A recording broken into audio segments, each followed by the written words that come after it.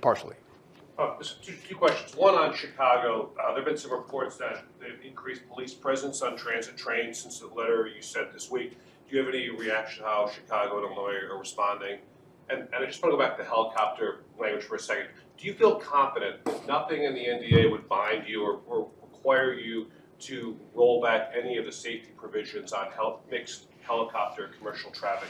So I've actually asked for advice from some of my more liberal friends. How do I speak liberalism? How do I become bilingual, conservative and liberal in the way I communicate? I'm not looking at fighting with Chicago or New York or DC or Boston when we talk about transit. Transit's important in these communities because if you don't have transit, you can't have everyone in a car coming into the cities. You need a public transportation system to bring people in, whether buses or subways or trains.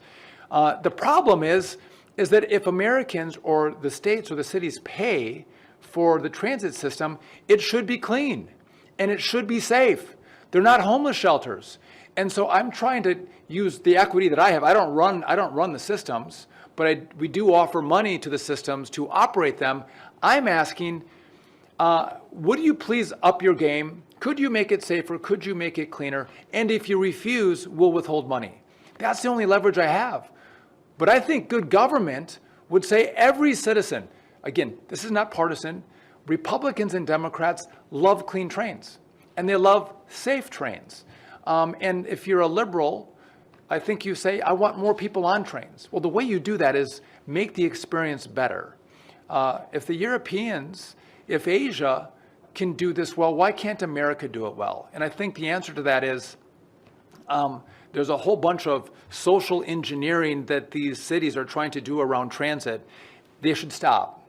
There's one mission: move people, move them safely, make it clean and safe.